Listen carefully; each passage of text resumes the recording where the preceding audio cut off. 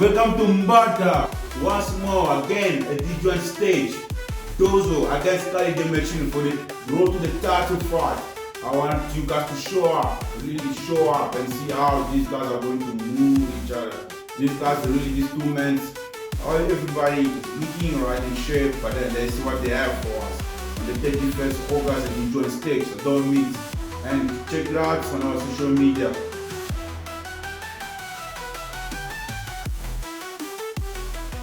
Welcome to the audience. Welcome to Kally. He's our champion for this fight that's coming up. Mr. Kally, how did you get involved in this world? This crazy world, no? Yeah. The person who introduced me to these things, Danny, the pit bull. Because I know Danny when he was fighting UFC.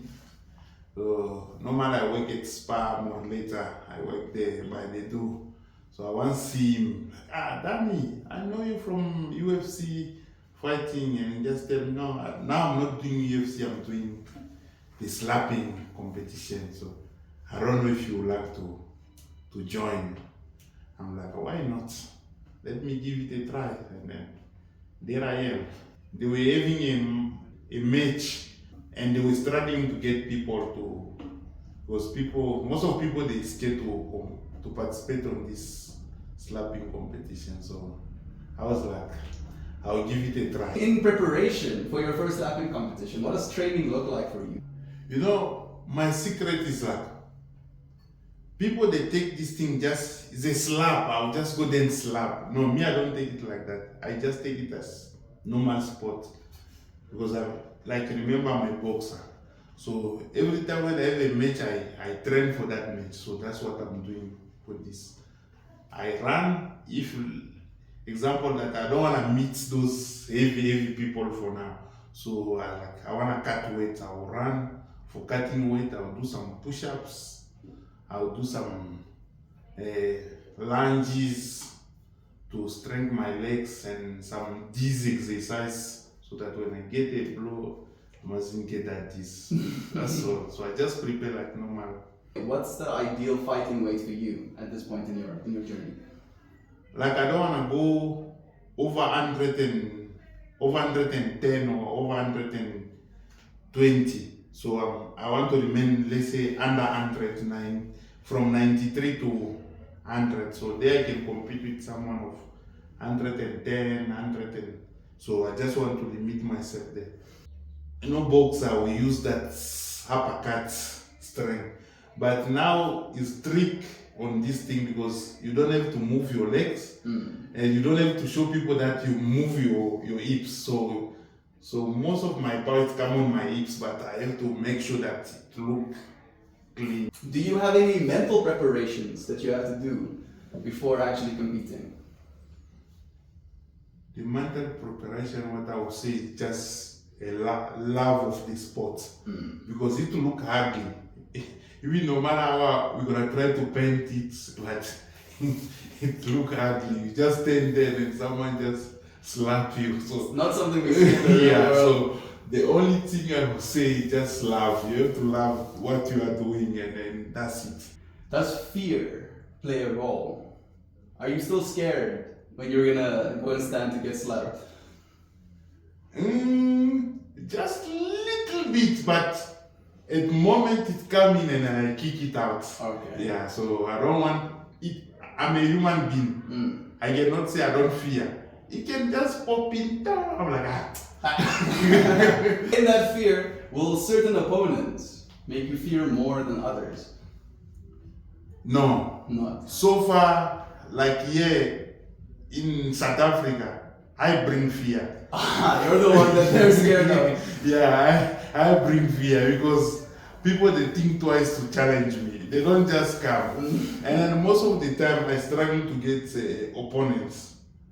Most of people, like my first competition, I knock out the person with the first slap. And then my second competition, I did the same. So from there, I was not getting fights until I get this another guy. His name is Terrence from Punisher Slap Team. He picked me himself. Okay. Because that guy is a great fighter. So he picked me himself. He thought he's gonna be, and by then he didn't ever lose until he met me. Yeah, and then I beat him. So I beat him with first slap. He slapped first, and then when I come with my slap, and then it's over. He asked for the second match. He even That's crazy, right? Yeah, he gets knocked out, but he wants to go again. He asked for the second match. When I went for the second match, I have this wonderful brother of mine.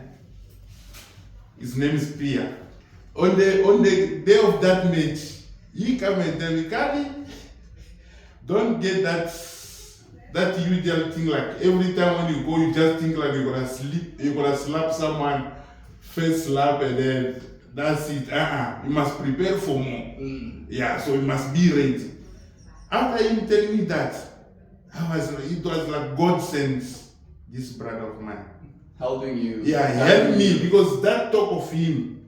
Because when I went there, my first slap, I slapped that guy Tarrant. He didn't shake. He just do like. Just stood there. Oh yeah, boy. I was like, what is going on? He gave me his second slap. When I gave him my second slap, he went down, he stood up. I was like, wow. I'm competing now. This man, like God show him already what is gonna happen here. He give me the third slap. I feel dizzy, but luckily I normally train for dizziness.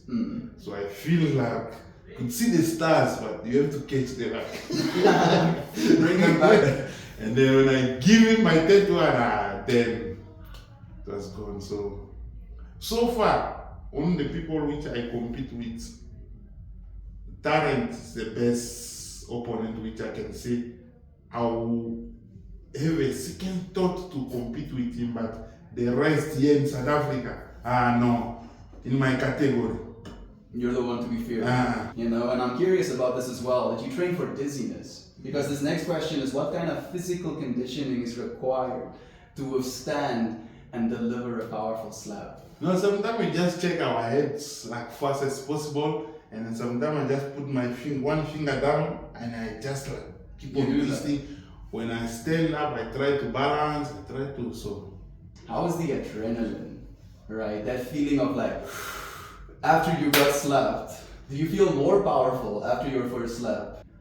It's normally, before someone slap, you can get that little bit of it. After getting that slap, like I'm alright. I think you can even bring more. Because I remember my last opponent from Bata, but it was my first competition in Bata promotion for Mr. Cedric. So that guy, already people they were throwing those fear on me. Because that guy, if you can see his fingers, so yeah. You were like, chick, like so. People they were like, this guy. I was having that second thought, like, hey, this guy. Because so far, in Congolese community, in this thing of slapping, I'm on top there. Because I can say I'm a first Congolese do the slapping. So people, they know me most. I was like, if this guy mur me, but when he hit me, I feel like no, he can hit me even 10 times, I will still stand. Would you have any advice for young men that want to start? I would give advice to anyone, not only the slapping competition, even in the business, you see, when you want to start your stuff, don't look at money first. Because I remember my first slapping competition, I didn't get paid for it. I went there, I asked them how much I'm gonna get. They're like, man, we are not paying you, sorry. We are doing this and that and that.